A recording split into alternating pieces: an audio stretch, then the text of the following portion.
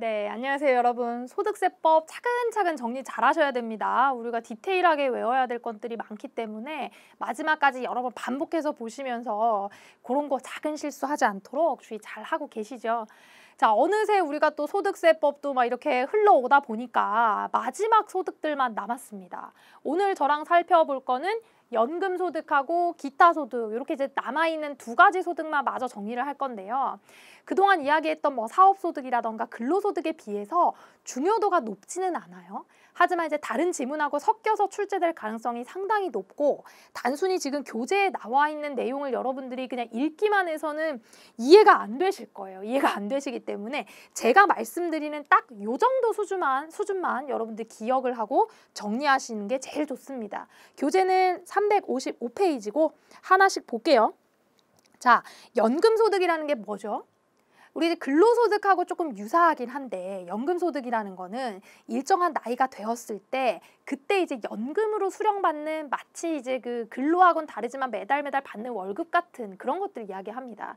연금은 연금 제도가 이제 도입된 이유는 뭐냐면 우리나라의 그 노령화 사회 진입 속도가 굉장히 빨라지고 있다 이런 얘기 많이 듣고 있죠. 근데 단순히 나이가 많아지고 있다 이런 것들이 왜 문제가 되냐면 나중에 이제 노후의 생활들을 제대로 보장받지 못해서 어려움들이 발생하기 때문입니다. 그래서 국가에서는 가능하면 노후 자금을 개개인들이 좀 잘 마련할 수 있도록 여러 가지 정책적 지원을 하고 있는데 일단 연금소득 첫 번째 줄 보겠습니다.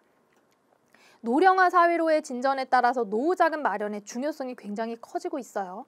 그래서 정부에서는 국민연금 제도를 시행하고 있기는 한데 국민연금 갖고는 지금 다 안 될 것 같은 거야. 그래서 개개인들이 좀 안정적으로 노후자금을 각각이 좀 마련을 해라. 그런 것들이 바로 이제 연금저축 이런 것들 얘기합니다. 개인연금저축 이런 거 얘기해요. 그런 거를 전부 다 이제 좀 많이 가입할 수 있도록 유도를 하고 있다. 그렇게 보시면 돼요.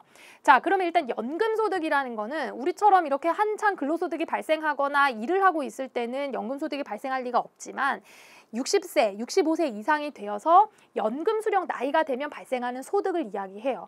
그때 발생하는 소득의 종류는 크게 두 가지로 나눠집니다. 두 가지가 공적 연금하고 사적 연금이에요. 자, 공적으로 받는 연금 소득이 있고요.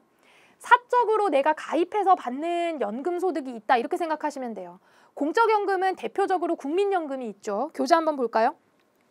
공적연금 관련법에 따라 받는 연금들을 얘기하고요. 국민연금법이나 공무원연금법에 포함되어 있는 이런 연금들을 이야기합니다. 그럼 이제 사적연금에는 뭐가 있느냐? 쉽게 얘기해서 여러분 제가 말씀드리는 이야기로 한번 기억을 해보세요. 사적으로 연금을 마련할 수 있는, 다시 얘기해서 사적으로 내가 저축을 한 금액을 나중에 노령이 되었을 때 연금으로 받을 수 있는 방법은 첫 번째 이연퇴직 소득이라는 게 있습니다. 자, 요거 여러분 낯선 용어 같지만 낯설지 않아요. 여러분 이미 알고 있는 거야. 얘가 뭐냐면 퇴직연금이에요. 우리가 회사에서 퇴직연금에 불입을 하잖아요. DC가 됐건 DB가 됐건 퇴직연금에 불입을 하죠. 그리고 거기에다가 회사도 불입을 하지만 나도 자발적으로 불입을 할 수가 있어요. DC 같은 경우에는. 근데 그렇게 퇴직금을 받을 때가 돼서 퇴직연금에 불입한 금액을 일시에 찾지 않고 남겨두고 나중에 연금으로 받겠습니다 하는 게 바로 이연퇴직소득 이야기합니다. 대표적으로 퇴직연금으로 생각하시면 돼요. 괜찮죠? 이해되셨죠? 자, 두 번째는 연금저축이라는 게 있어요. 이거는 이제 개인 연금 계좌예요. 요거는 계좌를 만드는 거예요. 연금 계좌를 만드는 거예요.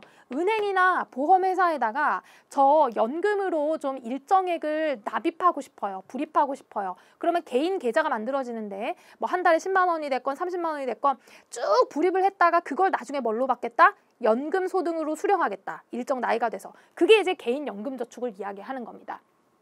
어려운 개념 아니었고 이거는 국가에서 강제적으로 공적연금은 가입시켜갖고 나중에 수령할 수 있는 거지만 사적연금은 본인이 원하면은 가입해서 나중에 본인이 수령하는 거예요.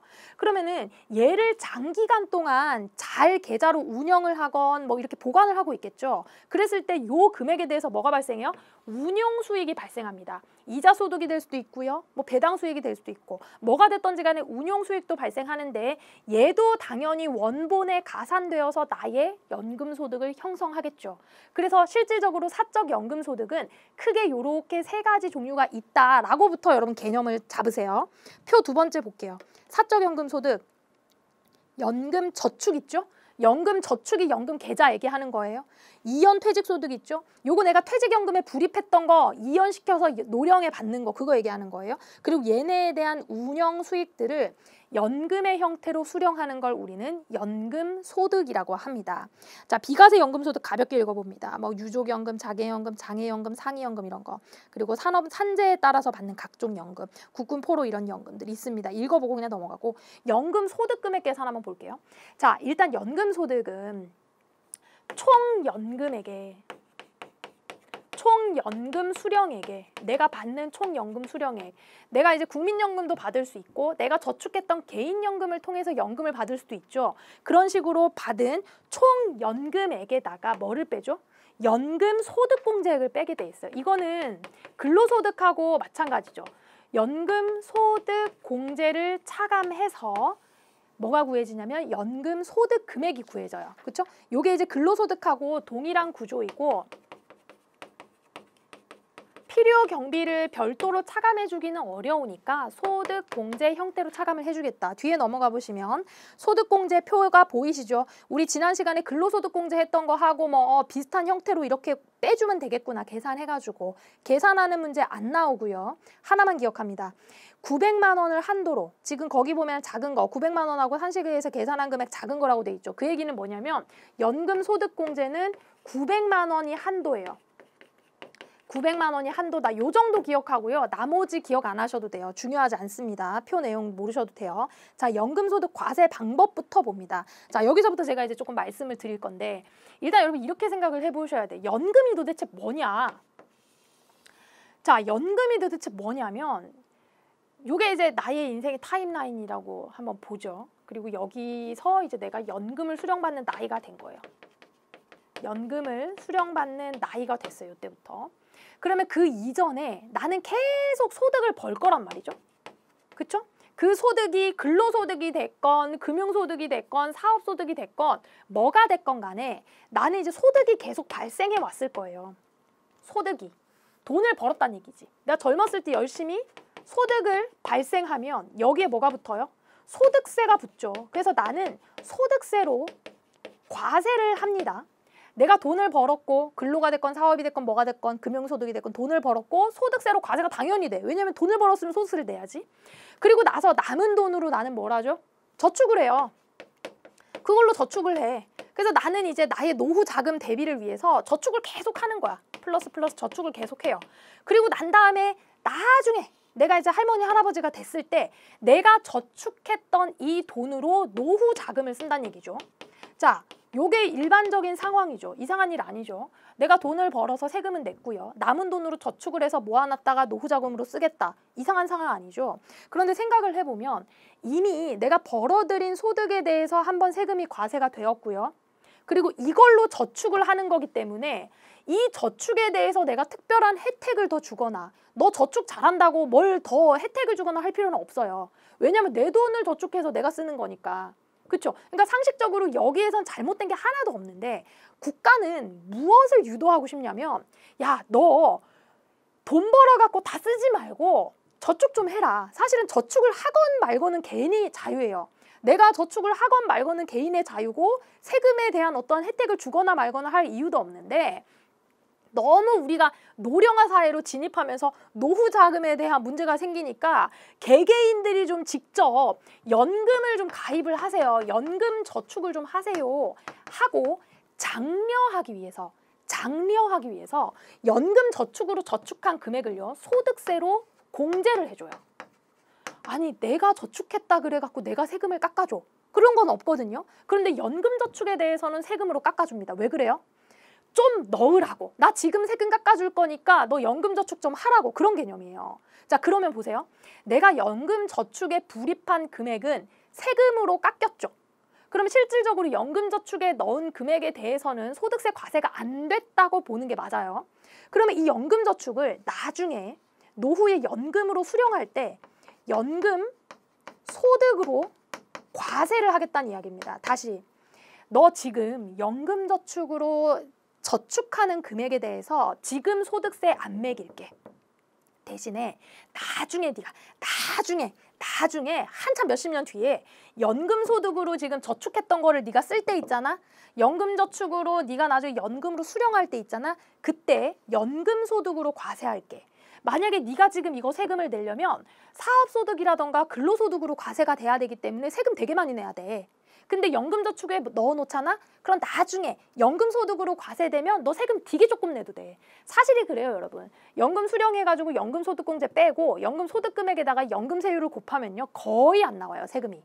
그래서 실질적으로 과세를 이연해주는 효과도 있지만 사실상 세금이 줄어들게 적게 과세하겠다는 의미도 있는 거예요. 자, 한 번만 더 생각을 해볼게요. 예를 들면 지금 요 구조에 대해서 여러분 이해하셨죠? 아, 국가가 연금을 장려하기 위해서 저축한 금액에 대해서 공제해 주는구나. 그래서 나중에 연금소득으로 과세하구나. 이거를 간단하게 정리를 해보면요. 지금 내가 불입하는 시점, 연금저축에 과세하는 시점에 이걸 이제 세액공제를 해주거든요. 만약에 세액공제를 받았어요. 연금저축하면서 세액공제를 받았어요. 소득세 과세가 안 됐단 얘기죠. 세액공제를 받았으면 나중에 연금소득으로 과세를 해요. 언젠가 한 번은 과세를 해야 되거든요. 근데 만약에 내가 무슨 이유인지 모르겠는데 세액공제를 안 받았어요. 왜 안 받았냐면 연금을 너무 많이 불입해가지고 이제 한도가 초과해서 못 받았을 수도 있어요. 아니면 혹은 이런 제도가 정해지기 전에 불입된 연금이었을 수도 있어요. 그렇죠? 그랬을 때 세액공제를 못 받은 재원으로 나중에 연금을 수령하게 되면 얘는 연금소득으로 과세하면 돼요, 안 돼요? 안 되지. 왜? 세액공제를 안 받았다는 얘기는 이미 소득세로 과세했다는 얘기야. 그런데 또 연금소득으로 과세하면 이중과세 문제가 발생하죠. 됐나요? 요렇게까지 여러분 구조는 세팅해 놓으셔야 돼요. 다시 연금저축을 불입함으로 인해서 세액공제를 받았어? 그러면 나중에 이때 과세 안 했으니까 연금소득으로 과세할게. 근데 세액공제를 안 받았어? 그러면 너 이때 과세가 된 거나 다름없으니까 나중에 그 돈은 네가 저축한 거 쓰는 거야. 연금소득 과세 안 할 거야. 그런 개념입니다. 이게 이제 연금소득에서 여러분들이 기본적으로 잡고 있어야 되는 내용이고 요걸 교재로만 읽어서는 이해가 안 돼. 제가 이해를 못해요, 이거를. 요게 근데 말 문제로 나오면 요거 정도 나오지 연금소득에서 다른 건 없거든요. 한번 교재 보세요. 자, 356페이지. 첫 번째 공적연금부터 봅니다. 제가 이제 공적연금하고 사적연금 두 가지로 나눠진다 그랬는데 얘네를 어떻게 과세하냐면 첫 번째로 공적연금은요. 무조건 종합과세예요. 자, 공적연금 아까 뭐라 그랬어요? 국민연금이라던가 공무원연금이라 그랬죠. 얘네는 나의 다른 소득하고 합산해서 과세해야 돼요. 무조건 종합과세입니다. 아시겠죠? 자, 두 번째, 이연 퇴직소득이죠. 요건 뭐라 그랬어요? 퇴직연금을 나중에 연금으로 받는 형태라 그랬어요. 이연 퇴직소득에 대해서는 어떻게 한대요? 무조건 분리과세입니다. 이거는 실질적으로 퇴직소득에 대해서 이연시킨 거니까 좀 별도로 과세하겠다라는 개념이 있는 거예요. 교재 볼게요. 자, 공적연금은 1월분 공적연금을 지급할 때 연말정산한다고 돼 있죠. 근로소득하고 동일하게 근로소득은 2월분 소득 지급할 때 연말정산했었잖아요.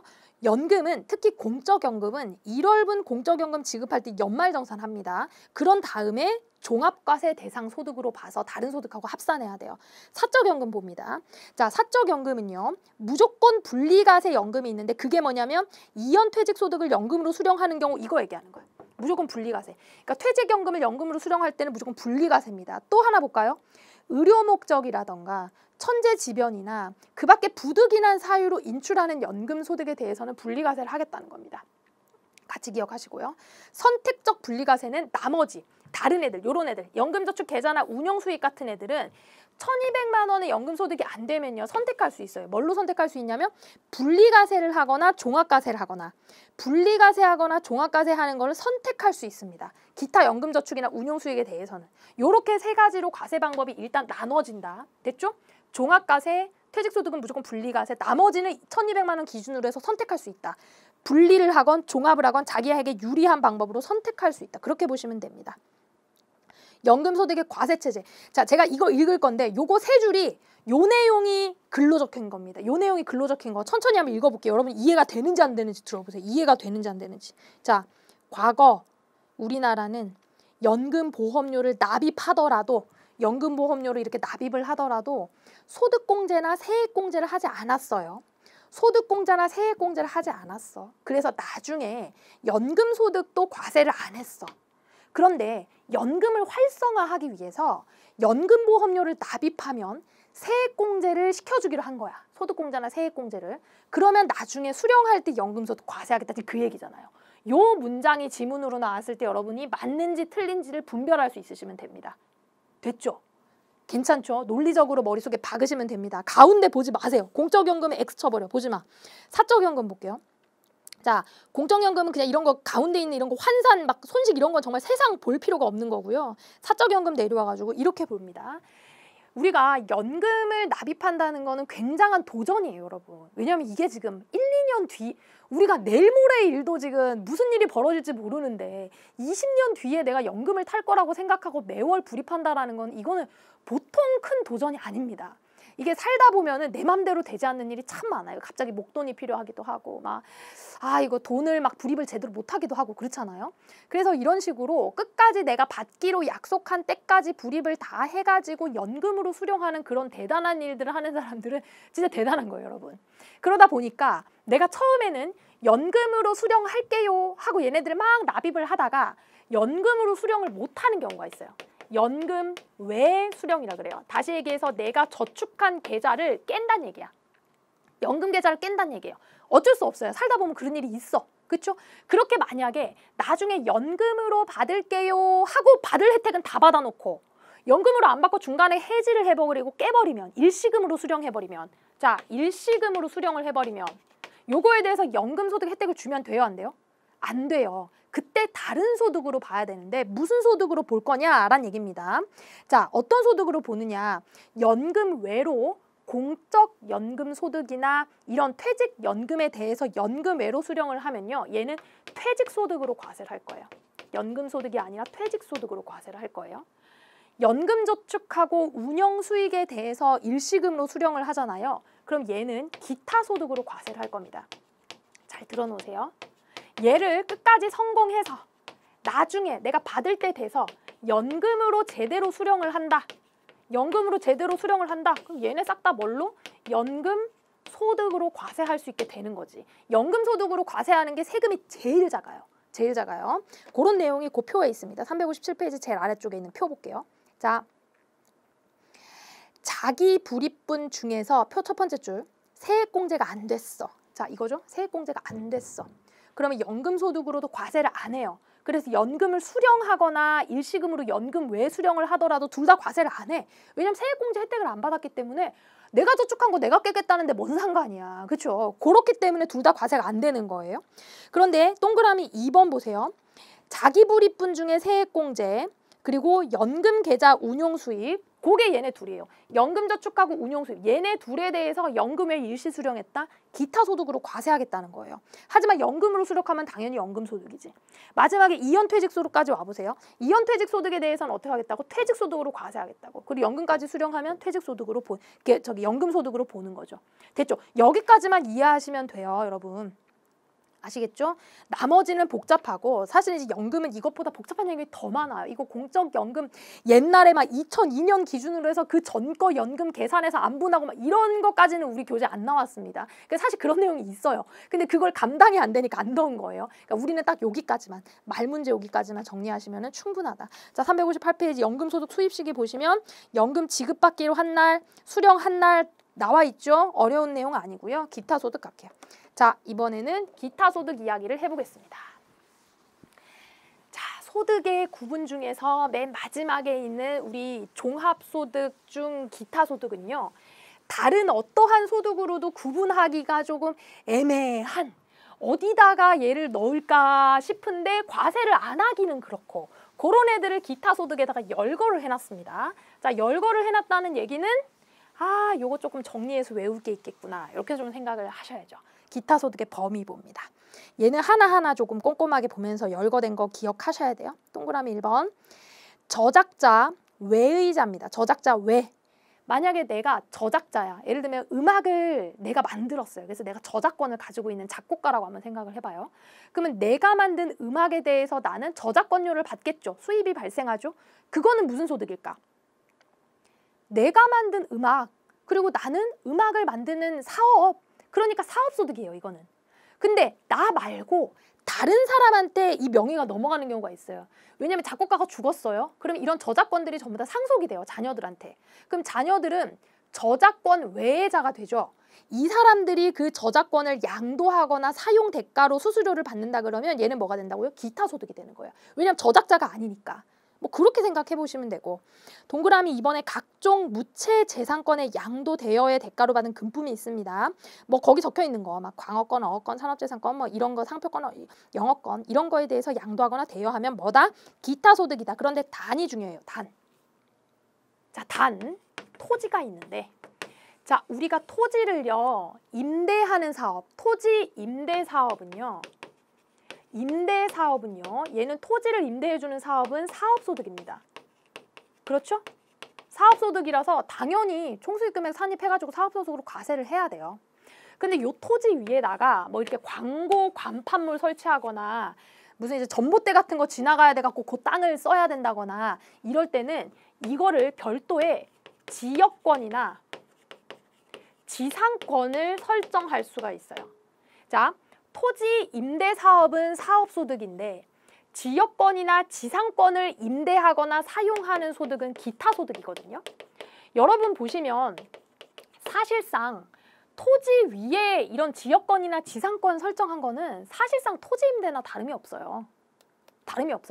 그런데 사람들이 지역권, 지상권을 굳이 설정하는 이유는 생각해 보세요. 만약에 내가 얘가 사업소득으로 구분이 된다 그러면 토지임대소득이랑 똑같아서 사업소득으로 분류를 한다 그러면 필요경비가 반영이 되죠. 근데 내가 토지를 임대하는데 들어가는 필요경비가 뭐가 있겠어? 토지 임대하는데 뭐가 그 땅은 그냥 있는 애인데 그걸 위해서 내가 뭘 하겠어요, 토지를. 그렇잖아요. 그래서 필요경비가 거의 없어요. 그 임대소득의 대부분 과세가 되겠죠. 근데 생각을 해보니까 지역권하고 지상권으로 설정을 해놓고 돈을 받으면 기타 소득에 해당이 돼서요. 60%나 필요경비로 인정을 받을 수가 있는 거예요. 아무 일도 하지 않아도 마이너스 60%를 경비로 제할 수가 있는 거예요. 뒤에서 배울 겁니다. 그래서 사람들이 어떻게 하겠어? 토지 임대를 하지 않고 지역권, 지상권을 만들어가지고 얘를 임대하는 걸로 편법을 쓰는 거야. 그래서 사업소득으로 과세받지 않고 기타 소득으로 과세받으려고 똑똑한 사람들이 되게 많죠. 근데 그 가만 냅두겠어? 가만 안 놔두지. 그래서 지역권하고 지상권 임대하는 거 사업소득으로 내립니다. 열거를 사업소득으로 내렸어요. 대신에 공익 목적으로 지역권이나 지상권을 하는 것만 기타 소득으로 남겨놨습니다. 자, 단서 읽어볼게요. 토지, 건물, 요 단서 말고, 자, 동그라미 5번 볼게요. 동그라미 5번에 공익사업과 관련하여 지역권, 지상권을 설정하거나 대여함으로써 발생하는 소득. 됐죠? 요거는 뭐다? 기타 소득이다. 그런데 잠깐만 우리 사업소득으로 잠깐만 넘어가 볼게요. 사업소득에서 우리가 읽지 않고 제가 냅두고 넘어온 게 있거든요. 자, 교재 331페이지에 동그라미 12번 보세요. 부동산업, 임대업에서 발생하는 소득 이렇게 되어 있고 그 별표 보세요. 공익사업을 위한 토지, 공익사업과 관련한 지역권, 지상권을 설정하거나 대여함으로써 발생하는 소득은 제외되어 있죠. 그러니까 엄밀하게 얘기해서 부동산업이나 임대업에서 발생하는 소득은 사업소득이다. 그런데 공익 목적의 지역권, 지상권 설정에 대한 대여소득은 기타소득이다. 이렇게 이제 분리가 되었다라고 보시면 됩니다. 359페이지로 와보세요. 표 안에 있으니까 표 안에 걸로 여러분들이 정리를 하시고 사실상 기타 소득이 더 유리하기 때문에 사람들이 편법으로 하는 거를 막는 개정이 좀 있었다. 그렇게 보시면 됩니다. 자, 다시 이제 오른쪽에 몇 번, 왼쪽에 몇 번 거 조금 볼게요. 동그라미 2번에 단서 한번 볼게요. 토지, 건물, 부동산상의 권리와 함께 양도하는 영업권. 영업권인데 영업권만 파는 게 아니라 토지에 딸린 영업권, 건물에 딸린 영업권. 이건 뭐예요? 이건 부동산에 딸린 거지 얘가 부동산이란 말이에요. 얘를 별도로 기타 소득으로 볼 이유가 없습니다. 이런 거는 전부 다 양도소득으로 분류하는 거예요. 부동산에 딸려 있는 거니까. 동그라미 3번에 물품 또는 장소를 일시적으로 대여하는 거. 동그라미 4번에 자, 통신 판매 중개하는 자를 통해서 장소를 대여하고 이런 게 우리 쉽게 얘기해서 그 에어비앤비 같이 우리 인터넷에서 이렇게 예약해가지고 뭐 게스트하우스 이렇게 묵고 하는 거 있잖아요. 그러니까 그런 것들이 전문적으로 사업을 하는 게 아니라 어쩌다가 그냥 어쩌다가 한 번씩 해주는 거야. 그래서 연간 500만 원 이하의 대여료를 받았을 때 기타소득으로 본다는 겁니다. 이걸 본격적으로 하면 사업소득이 되는 겁니다. 됐고 동그라미 6번 볼게요. 위약금, 배상금, 주택, 입주, 지체, 상금 전부 기타소득인데 우리 그런 경우 있어요. 그 시공사들이 이렇게 커다란 아파트 짓고 이런 거 말고 일반적인 뭐 빌라 단지라던가 무슨 테라스 하우스라던가 이런 식으로 일반 시공사들이 막 그냥 중소시공사들이 막 짓다 보면은 약속된 기일에 집이 안 지어지는 경우가 있어요. 되게 슬픈 일이죠. 그런 거를 계약한 사람들은 나는 이제 그때 준공이 될 거라고 예상하고 전세고 뭐 집이고 전부 다 일자를 맞춰놨는데 집이 완공되지 않아가지고 내가 갈 데가 없어졌죠. 그러면은 시공사가 어떻게 해야 돼요? 그거 손해배상을 해야 되거든요. 너 집에 들어오는 일정이 지체되었으니까 그거에 대한 내가 배상금을 좀 줄게. 그게 바로 주택, 입주, 지체, 상금이에요. 그거를 내가 받았어. 뭐다? 기타소득이다 이거예요. 기타소득이다. 자, 일시적인 문예창작 소득은 표로 봅니다. 누가 하느냐에 따라 소득이 달라져요. 동그라미 1번에 소설가가 글을 썼어. 소설가는 원래 소설 쓰는 사람이죠. 사업소득. 그런데 우리 회사에서 막 사보에 원고를 쓴다던가 회사와 관련된 일에 무슨 출제를 한다던가 강의를 한다던가 이랬을 때는 내 업무하고 관련이 되기 때문에 근로소득으로 분류를 해요. 그런데 업무하고 관련 없이 독립적으로 내가 뭐 그냥 사보에 게시를 한다던가 외부 기관에 원고를 위탁했어요. 그랬을 때는 기타소득으로 보는 거죠. 왜냐하면 나는 그런 거 쓰는 사람이 아니니까. 그냥 잠깐 한 거니까. 동그라미 4번. 고용관계가 없는 다른 회사에 막 출제를 보러 간다던가 뭐 이렇게 일을 도와주러 간다던가 그랬어요. 그랬을 때 뭐다? 기타소득이 되는 거예요. 구분해서 보시고. 재밌죠? 소득 구분하는 거. 자, 동그라미 4번에 일시적인 인적 용역의 대가 있습니다. 이런 게 이제 이런 겁니다. 우리 왜 되게 유명한 교수님들이나 뭐 이렇게 유명인들이 어디 이렇게 강연회 같은 데 가가지고 강의를 하잖아요. 그런 사람들이 원래 강의하는 학교에서 강의를 해. 그거는 그 사람의 근로소득이 되겠죠? 근데 이제 외부 강의를 위탁받아갖고 그냥 그렇게 방송 잠깐 나가고 강의를 하는 거예요. 그런 게 다 뭐다? 일시적인 인적 용역이기 때문에 기타소득으로 과세가 돼요.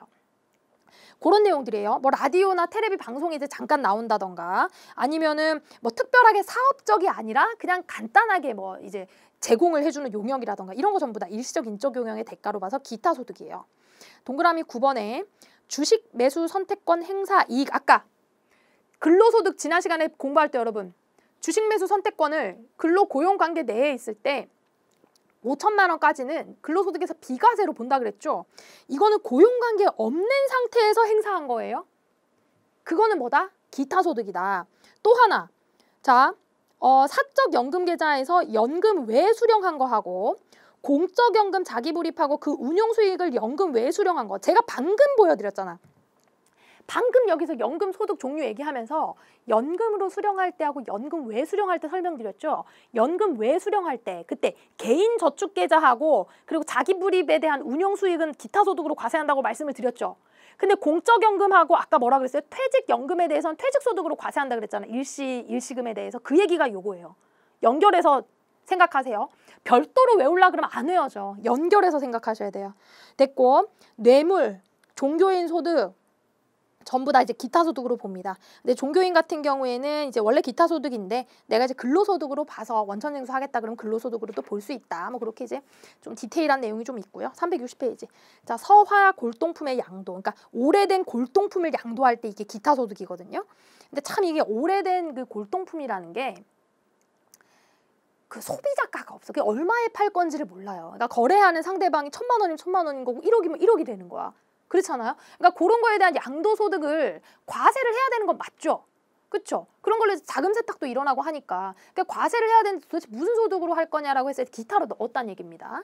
그런데 다만 이거를 본격적으로 막 물적시설, 막 임대, 골동품 파는 막 사업장도 있고 그리고 사업자 등록도 있고 이런 건 기타소득 아니죠. 사업소득이 되는 거예요. 자, 됐고 동그라미 16번, 동그라미 15번에 이제 가상자산 이거는 2023년으로 좀 이연이 됐어요. 그러니까 그런 게 있구나. 16번에 자 법에서 열거된 다음의 소득, 사례금, 인정 기타소득 뭐예요? 송금불산입 기타소득 법인세법에서 한 거 그거예요. 그리고 복권, 퇴직한 후에 지급받는 직무발명 보상금. 우리 근로소득 할 때 회사 다니면서 직무발명 보상금 받으면 어떻게 했어요? 근로소득으로 봤었죠. 그리고 연간 500만 원까지 근로소득 비과세했던 거 같이 연결해서 기억하세요. 상금, 현상금, 보상금. 그리고 뭐 재산권에 대한 알선 수수료 이런 것들 전부 기타 소득입니다. 그러니까 기타 소득은 뭔가 이제 맥락이 일치하지는 않지만 소득으로 과세하지 않기는 좀 찝찝한 애들을 싹 다 열거해놨다라고 보시면 됩니다. 그래서 기타 소득에 명확하게 열거가 되어 있는 소득은 과세할 수 있지만 요새 그런 거 많잖아요. 비트코인 얘기 같은 거. 그런 거 거래해가지고 그런 거 차익 난 거 다 어떡할 거냐. 근데 어떡할 수가 없어요. 법에 없어서. 그게 뭔지를 몰라서 그동안은 법에서는. 그렇죠? 그러니까 그런 것들을 과세하고 싶으면 입법을 해야 된다는 얘기예요. 그래서 입법해서 들어온 게 2023년부터는 과세하겠다. 그런 식으로 여러분들이 열거되어 있다고 보시면 돼요. 자, 비과세 기타 소득 내려올게요. 기타 소득은 쭉 하나하나 조금 여러분 여러 번 읽어보시면서 기억하셔야 되고 비과세 뭐 별거 없고 동그라미 4번에 퇴직한 후 지급받는 직무발명 보상금, 근로소득도 500만 원까지 비과세였는데 기타 소득도 500만 원까지 비과세 됐고, 그리고 서화 골동품 양도가 아까 기타 소득이라고 했는데 박물관이나 미술관에 양도했다 이런 거는 전부 다 이제 비과세로 보겠다. 그래서 이제 이런 것들을 이렇게 사회에 막 기부하고 막 박물관에 기부하고 뭐 이런 것들이 기타 소득으로 과세를 받지 않기 위해서 그렇게 양도하는 경우에는 기타 소득을 받지 않아서 그래요. 박물관이나 미술관 이렇게 기부를 하고 돈을 받으면 그런 거 다 제외가 되니까 그런 것들이 있다. 361페이지 기타 소득 금액의 계산 요거 중요합니다. 자, 요거부터 조금 한번 다시 생각을 해보셔야 돼. 기타 소득에서는 제일 중요한 게 이거야. 일단은 총 수익 금액 기타 소득 금액으로 발생한 아까 그런 다양한 사례들 있죠. 그렇게 해서 발생한 총 기타 수익 금액에서 얘는 필요 경비를 차감을 해요. 원칙적으로. 근데 여러분 로또 샀다 그래서 필요 경비가 뭐가 있을 거며 손해배상금 받았다 그래서 필요 경비가 뭐가 있을 거며 그쵸? 그래서 필요 경비를 사실은 제할 게 뭐가 별로 없어요. 그래서 예외적으로 의제 필요 경비를 임의로 차감을 해줘요. 그냥 요만큼은 경비가 들었겠구나 하고. 근데 이게 상당히 커요. 60%나 차감을 해주는 것도 있고 80%나 차감을 해주는 것도 있어요. 굉장히 크죠. 이거는 무슨 얘기냐면은 내가 강연료로 100만 원을 받았다. 강연료로 100만 원을 받았다라고 치면 이렇게 해볼까요? 얘가 기타 총수익 금액이라서 100만 원에 대해서 내가 과세소득으로 잡아야 되는데 필요 경비를 60%인 60만 원까지는 차감을 하고 나머지 40만 원을 기타 소득 금액으로 보겠다라는 의미예요. 40만 원을 기타 소득 금액으로 보겠다라는 의미. 필요 경비를 그냥 60만 원 차감을 하고. 이런 거는 왜 이렇게 하냐면 자, 몇 가지 뭐가 있는지 볼게요. 필요 경비 두 번째 줄. 자, 다음의 경우에 수익 금액에 대응되는 필요 경비의 증빙을 갖추기가 현실적으로 어렵기 때문에 그냥 일정 부분을 비용으로 인정을 하는 겁니다. 근데 모든 기타 소득에 다 해주는 게 아니라 이런 경우에만. 그래서 요거는 하나씩 기억하셔야 돼요. 첫 번째 뭐가 있냐? 의제 필요 경비 첫 번째. 인적 제공. 일시적인 인적 용역의 제공. 인적 용역 일시 제공. 아까 되게 유명한 사람들이 강연회 가가지고 기타 소득으로 받는다 그랬죠. 그런 식의 강연료들. 전부 다 일시적인 인적 용역이에요. 그 사람이 전달하는 거는 노하우죠. 삶의 경험이잖아요. 그거를 경비로 어떻게 환산을 해요?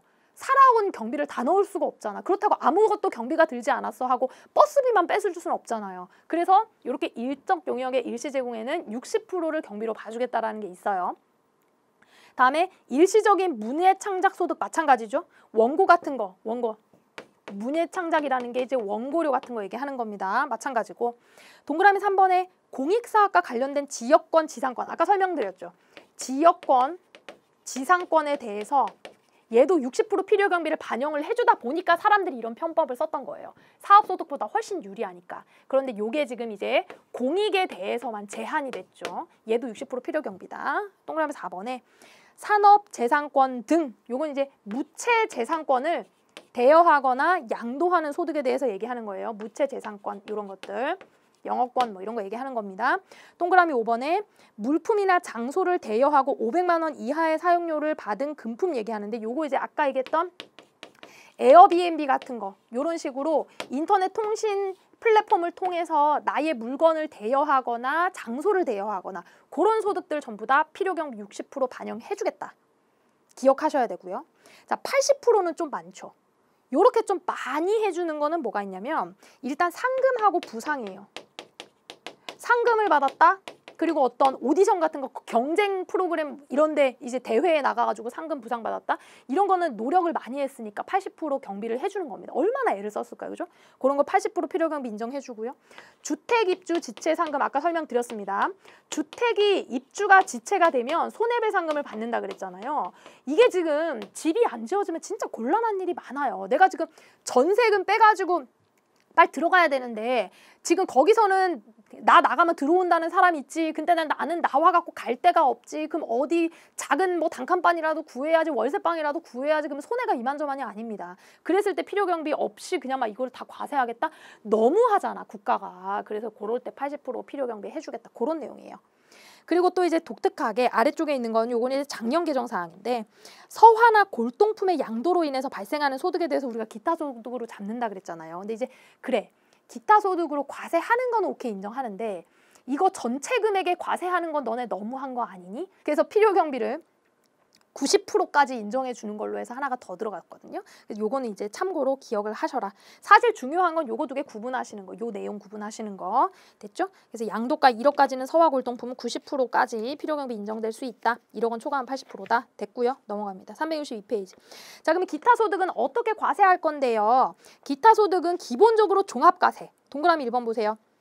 기타 소득 금액이 연 300만 원 이하인 경우에 기타 소득 금액이 연 300만 원 이하인 경우에 분리과세를 선택할 수 있다 그랬어요. 분리과세를 선택할 수 있어요. 그러면은 종합과세를 할지 분리과세를 할지 너 둘 중에 유리한 걸로 하는 겁니다. 근데 중요한 거는 100만 원 기준이에요? 40만 원 기준이에요? 기타 소득 금액 기준이라 그랬잖아요. 얘는 기타 총수익 금액이고 얘가 기타 소득 금액이잖아요. 그러니까 필요경비 차감 후인 얘 기준으로 300만 원이에요. 아시겠죠? 요거 기준으로 해서 선택할 수가 있다. 그런 내용이고.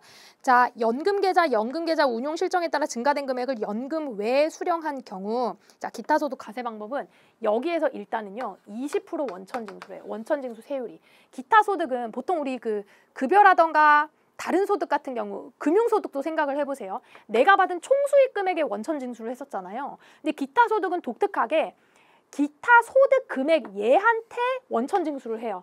원천 징수 세율은 20%입니다. 기타 소득. 그래서 기타 소득 금액의 원천 징수를 한다. 20%로. 그런데 아까 우리 그 연금 소득에서 했다시피 개인연금 계좌 있죠. 개인연금 저축이라던가 아니면 운용소득에 발생해서 일시금으로 수령하면 연금 외에 수령하면 뭘로 본다 그래서 기타 소득으로 본다 그랬죠. 그런 경우에는 15%로 원천 징수합니다. 15%로. 동그라미 3번 서화 골동품 분리과세, 복권 당첨소득 분리과세. 지금 동그라미 1, 2, 3, 4는 다 분리과세예요. 아시겠죠? 연금에 대한 것도 일시 수령하니까 크니까 분리과세 시켜주는 거고 서화골동품 크니까 분리과세 시켜주는 거고 복권 당첨소득 클 거니까 분리과세 시켜주는 겁니다. 됐고요. 한편 기타 소득 지급하는 자는 20%를 원천 징수해야 되고요. 다만 복권 당첨소득은 20%인데 3억 원을 초과하면 30%예요. 그리고 동그라미 2번은 15%다. 거기까지 읽어보시고 정리하시면 됩니다.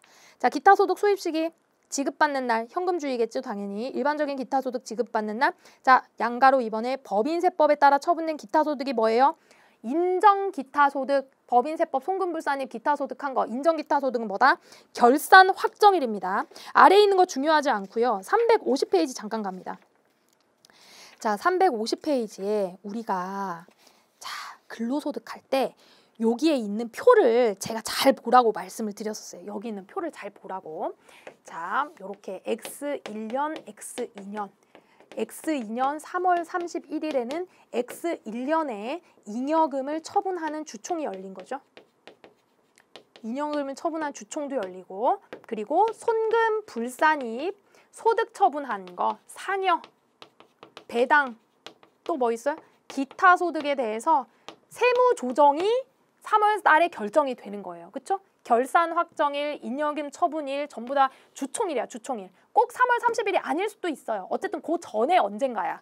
됐죠? 이랬을 때 첫 번째 인정상여에 대해서 뭐부터 나왔죠? 인정배당부터 해볼까요? 인정배당에 대해서 송금 불산입이 발생했다. 그럼 인정배당의 귀속 시기는 언제다?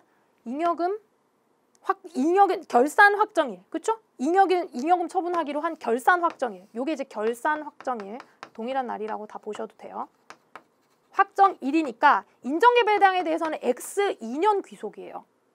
근데 인정 상여는, 상여 처분된 거는 언제라 그랬어요? 근로 제공일이라 그랬잖아. 그래서 X 1년이야, 인정 상여는. 근데 인정 기타 소득은, 기타 소득은 사실은 세무조정이 되어야지만 내가 알 거 아니에요. 기타 소득으로 됐구나. 내가 이 회사에 일하는 사람도 아니잖아요. 그러니까 얘도 마찬가지로 결산 확정일로 되는 겁니다. 그래서 요거를 좀 그 표로 잘 보시고 구분을 하셔야 돼요. 헷갈리시면 안 됩니다. 자, 그렇게 해서 정리가 됐고 363페이지로 넘어가서 예제 볼게요. 예제로 기타 소득 한번 계산해 보겠습니다. 자, 김삼일 씨의 기타 소득과 관련된 자료입니다.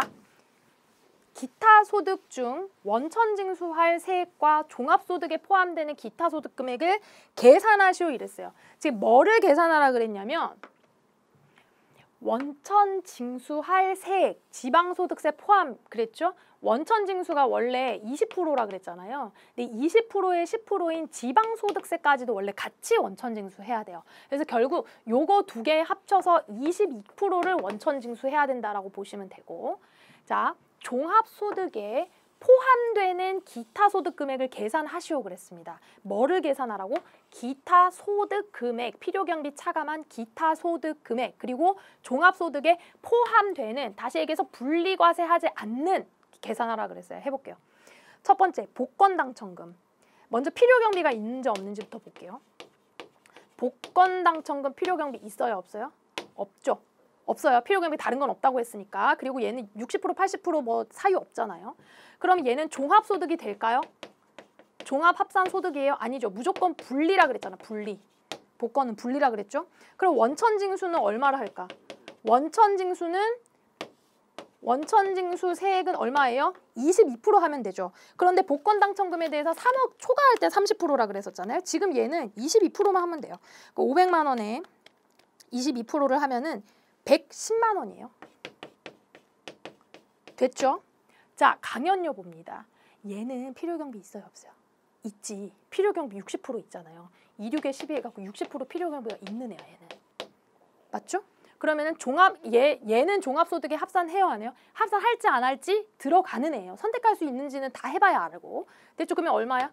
기타 소득 금액은 80만 원.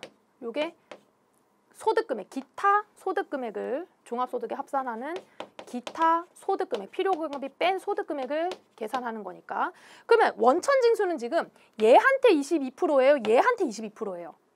필요경비 차감한 80만 원에 22%예요. 맞나요? 그래서 17만 6천 원이 나와요.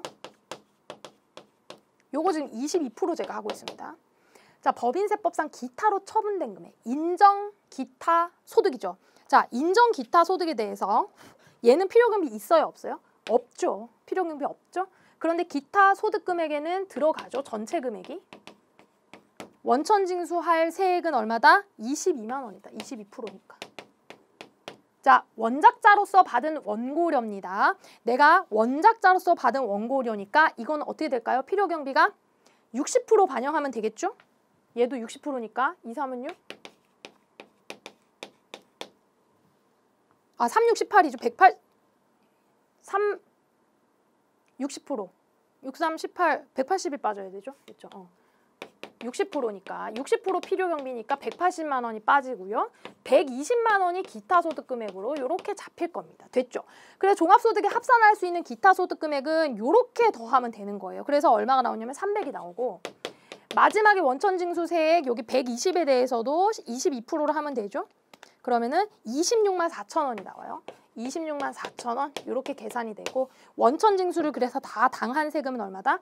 176만 원이다. 여러분들이 이것도 문제에 무엇을 요구하는지를 잘 보고 계산하시면 됩니다. 정확하게 얘네들 중에서 필요경비에 해당하는 애들은 얼마인가 이렇게 물어볼 수가 있겠죠. 그리고 얘네들에 대한 기타 소득 금액 얼마인가 이렇게 물어볼 수 있어요. 얘네들 중에서 분리과세하는 소득 뭔가 물어볼 수 있어요. 충분히 물어볼 수 있어요. 그리고 여기에서 원천징수세액은 어떻게 계산이 되는가 그런 것도 물어볼 수가 있죠. 그래서 용어 구분을 여러분들이 잘 하시면서 공부를 정리하시면 되겠습니다. 자, 됐고 뒤에 이제 심화학습은 2023년부터 과세되는 뭐 비트코인 가상자산에 대한 건데 그냥 재미있으신 분은 읽어보시고 우리는 바쁘니까 넘어갈게요. 연습 문제 1번. 자, 다음에 기타 소득에 대한 설명 중에서 잘못된 거 찾아봅니다. 일반적인 지상권의 설정으로 받은 소득은 기타 소득이다. 자, 여러분 아까 제가 지역권 지상권에 대해서 강조하면서 말씀드렸던 포인트가 뭐였어요? 그치, 공익 목적으로 공익에 대한 지상권 설정으로 받은 소득은 기타 소득이다. 이렇게 가야지. 일반적인 거는 다 뭘로 가야 돼요? 사업으로 가야죠. 에어비앤비 등 여행자에게 방을 대여한 얻은 연 500만 원 이하의 수입은 기타 소득이다. 맞고요. 고용관계가 없어. 다수에게 강연을 해. 필요경비 60%. 맞죠? 자, 공적연금 관련법에 따라서 받는 유족연금, 장애연금, 상해연금은 비과세연금 소득이다. 맞습니다. 2번. 다음 중 연금소득에 대한 설명으로 옳지 않은 것은 이런 거 읽어보시고 여러분들이 찾아내실 수 있을 정도면 됩니다. 아시겠죠? 너무 어려워하지 마세요. 동그라미 1번에 연금소득이 있는 거주자는 해당 과세기간에 받은 총연금에서 분리과세는 당연히 제외되겠죠. 연금소득공제를 공제하는데요. 900만 원 초과할 때는 900만 원 한도로 한다. 제가 이것만 기억하자 그랬죠. 맞고요. 자, 이연퇴직소득, 퇴직연금을 연금으로 수령할 때는 어떻게 한다 그랬어요? 무조건 분리과세 한다 그랬죠. 그렇죠? 그리고 또 뭔가 재해나 어떤 의료 목적으로 할 때도 분리과세 한다. 그거 밑에 있는 거, 표 밑에 있는 거 같이 기억하라 그랬습니다. 자, 공적연금은 지급 시에 연금 간이세액표에 따라서 원천 징수하고요. 1월분을 지급할 때 연말정산합니다. 요거 맞는 얘기였어요. 우리 근로소득은 2월에 연말정산했잖아요. 연금은 1월 달에 연말정산합니다. 1월 소득 지급할 때. 자, 4번. 사적연금소득은 사적연금소득이라는 게 개인연금저축 납입한 거 얘기하는 거야. 얘네는 연금 납입 시점에 이미 세액공제를 적용받았다. 그러면 과세 시점에 수령한 연금을 전액 연금소득으로 과세한다. 지금 이거 무슨 얘기예요, 여러분? 이게 사실은 맞는 문장일 수 있는데 제가 봤을 때 이거는 문제의 포인트를 조금 너무 디테일하게 잡은 게 아닌가 싶기는 하거든요. 싶기는 해요. 사실은 사적연금소득을 세액공제 받았으면 연금소득 과세 시점에 과세한다라는 맥락은 맞아요. 맥락은 맞아. 그런데 전액이 아니라 연금소득금액 전액이 아니라 연금 수령액에서 연금소득공제 뺀 거를 소득금액으로 보고 과세한다. 이렇게 가야지. 여기 이제 전액이 있어가지고 조금 잘못된 문장이다 하고 이제 정답으로 체크는 됐는데요. 여러분들이 그 뉘앙스를 좀 잘 살피셨으면 좋겠어요. 오해를 받을 만한 문제가 출제가 되지는 않을 거고 좀 더 분명하게 나올 거예요. 나온다 그러면. 어쨌든 요거는 전액은 아니다. 연금소득공제 차감한 거에서 과세합니다. 자, 다음에 대하여서 가장 옳지 않은 설명을 하고 있는 사람 누구냐? 틀리게 말하는 사람. 수림아, 너 로또 당첨됐다며. 대박, 로또 당첨됐어. 축하한다. 고마워. 근데 세금이 엄청나네. 나 1억 받았는데 대박 20%를 소득세로 납부하더라. 대박이네. 근데 지방소득세로 소득세 20%를 또 내야 된다? 그러면 너 더 적어질걸? 지금 약간 배 아프죠, 시우기가. 자, 그러면 수림이는 내년에 종합소득세 확정신고를 해야 되겠네. 근로소득자는 연말로 종결이 되지만 로또는 종합소득세 신고해야 되거든. 많이 배가 아팠어. 그렇죠? 로또는 뭐예요? 기타소득 로또, 복권당첨금은 분리과세한다 그랬잖아요. 성욱이가 잘못 얘기했고 복권당첨 소득의 경우에는 금액이 크면 더 높은 세금, 3억 원 이상이면 30% 원천징수세율을 한다 그랬죠? 그거까지 알아두렴 이렇게 얘기했습니다. 4번. 다음은 근로자 김삼일 씨의 기타소득 금액입니다. 종합과세될 기타소득 금액은 얼마인가요? 자, 종합과세가 될 기타소득 금액 찾아봅니다. 복권 당첨금 요거 분리죠? 자, 종합 찾는 거 종합. 필요경비가 이미 차감되었으니까 얘는 기타소득 금액이 그냥 맞아요. 만약에 필요경비가 없다 그러면 여기서 60% 까야죠. 필요경비로. 근데 차감됐다니까 맞고. 법인세법상 기타로 처분된 금액 맞죠? 그럼 뭐예요? 종합과세 되는 건 600만 원. 됐죠? 요 정도 문제고요. 연금하고 기타는 출제가 빈번하다, 뭐 어렵게 나온다, 그럴 수는 없어요. 근데 이제 지문에 섞여 있을 수는 있기 때문에 오늘 제가 말씀드렸던 개념을 기억을 하시고 기타 소득에서 조금 디테일한 것들 좀 잘 외워두시고 그리고 특히 필요경비 그 부분 잘 정리하시면 되겠습니다. 교재 368페이지에 있는 거 하나만 좀 더 정리를 하고 갈 건데 자, 우리가 여러분 배웠던 소득을 한번 쭉 나열을 한번 해볼게요. 뭐뭐 배웠나 한번 이제 리마인드를 해보죠. 자, 이자 소득 배웠고, 배당 소득 배웠고요, 사업 소득 배웠고요, 그리고 또 근로소득 배웠고, 오늘 뭐 배웠죠? 연금도 배웠고, 기타도 배웠어요. 요런 애들이 전부 다 우리 소득세에서 소득의 종류입니다. 근데 여러분 생각을 해보면 이 모든 소득들이 손해를 볼 만한 소득이 있어요? 그러니까 다시 얘기해서 법인세법에서 이제 결손금 개념을 배웠잖아요. 그런 것처럼 이 소득들에서 적자나 마이너스가 날 소득이 있어? 내가 지금 이자나 배당을 받았는데 뭔가 비용이 더 들어가, 얘네는 필요 경비도 없을 뿐더러 그래서 내가 소득이 있는데 오히려 손해다, 이런 개념은 없죠. 자, 근로도 내가 월급 받으면 100% 나의 총 급여인 거지 여기서 손해를 날 게 없잖아요. 근로공제가 더 초과해서 할 게 없잖아. 연금도 마찬가지고 기타도 마찬가지입니다. 전부 다 발생했으면 그 소득은 전부 다 플러스가 되는데 딱 하나 사업소득만요, 결손금이 발생할 수 있어요. 얘는 사업이니까 적자를 낼 수도 있잖아. 손해를 볼 수도 있고, 법인세에 있는 결손금처럼. 그렇죠? 근데 옛날에 여러분, 옛날에 이제 제가 공부할 때만 해도 사업이 두 개로 쪼개져서 소득이 관리가 됐거든요. 그게 뭐냐면 부동산 임대 사업 소득하고요, 일반 사업 소득으로 쪼개가지고 관리가 됐어요. 그래서 부동산 임대에 대한 사업 소득은 조금 더 타이트하게 규정들이 막 있었거든요. 지금도 그런 게 사라지진 않았는데, 그리고 이제 사업 소득은 일반 다른 사업 소득하고 좀 분리해가지고 이렇게 정리가 되어 있었습니다. 근데 지금 이제 다 합쳐갖고 사업 소득으로만 보는데, 예를 제가 이렇게 들어볼 거예요. 예를 들어서 내가 이제 사업을 하면서 부동산 임대 사업 쪽에서 결손금이 발생했어요. 결손금이 마이너스 300이 발생했다고 보고 사업소득에서 마이너스 500의 결손금이 발생했다고 생각을 해봅시다. 그러면 발생한 결손금을 나의 다른 소득하고 차감할 수가 있어야 되는데 그 차감하는 순서가 중요해요. 내 맘대로 이거 갖다가 내가 차감하고 싶은 소득이랑 까주고 이럴 수는 없어요. 어떻게 순서가 돌아가냐면 이렇게 돌아간다고 보시면 돼요. 이렇게. 자, 예를 들어서 올해 나한테 발생한 이자 소득이 뭐 1,000만 원이고 배당 소득 뭐 1,500. 와, 내 금융소득 많죠? 부자입니다. 그리고 이제 월급을 받은 게 얼마 정도 될까? 300만 원이라고 하고요. 연금 받은 게 뭐 50, 기타 소득 금액이 100, 요렇다고 볼게요. 그럼 일단은 첫 번째 이 사업에서 발생한 마이너스 500의 결손금을 차감을 해야 돼. 여기서 차감되죠? 300을 여기서 깔 거고. 그리고 연금, 요 순서로 가는 거라 그랬으니까 연금 50을 까요. 그리고 기타에서 발생한 100을 까요. 얼마가 남았어요? 50 남았나? 그럼 이자에서 50을 까서 금융소득은 얘는 950 신고하고 배당은 1,500 신고하고 그렇게 가는 거예요. 결손금을 요 순서로 까는 거라 그랬습니다. 자, 그리고 난 다음에 뭐가 또 있어요? 부동산 임대에서도 결손금이 발생했죠. 얘는 까면 안 돼. 얘는요, 반드시 다음 해에 동일한 부동산 임대소득에서만 차감이 가능해요. 그래서 2월 결손금으로만 차감이 가능한 거지. 결손금으로만. 되셨죠? 요 개념이고 교재 볼게요. 368페이지. 어려운 내용 하나도 아니었고. 자, 종합소득은요, 다양한 종류의 소득을 종합소득으로 합산해야 되는데 사업소득에서만 결손금이 발생할 수가 있어요. 그래서 사업소득에 발생한 결손금을 다른 소득에서 공제하는 순서가 근로연금, 기타, 이자, 배당 이거다. 그리고 그렇게 해도 결손금이 남았다? 그럼 2월 결손금으로 넘겨라. 그런데 부동산 임대업에 대한 결손금은 어떻게 해요? 공제하면 안 돼. 다음 연도로 2월에서 부동산에서만 까야 돼. 임대소득은. 자, 2월 결손금 공제는 마찬가지 법인하고 동일하게 15년. 근데 19년까지 발생한 거는 10년. 보셔요. 체크하시고. 2월 결손금 어떻게 공제한다? 이번에는 2월 된 결손금이니까 사업에서 발생한 수익부터 까는 거예요. 사업, 근로, 연금, 기타, 이자, 배당 이렇게. 어려운 얘기 하나도 아니었어요. 그렇게만 정리하시면 끝.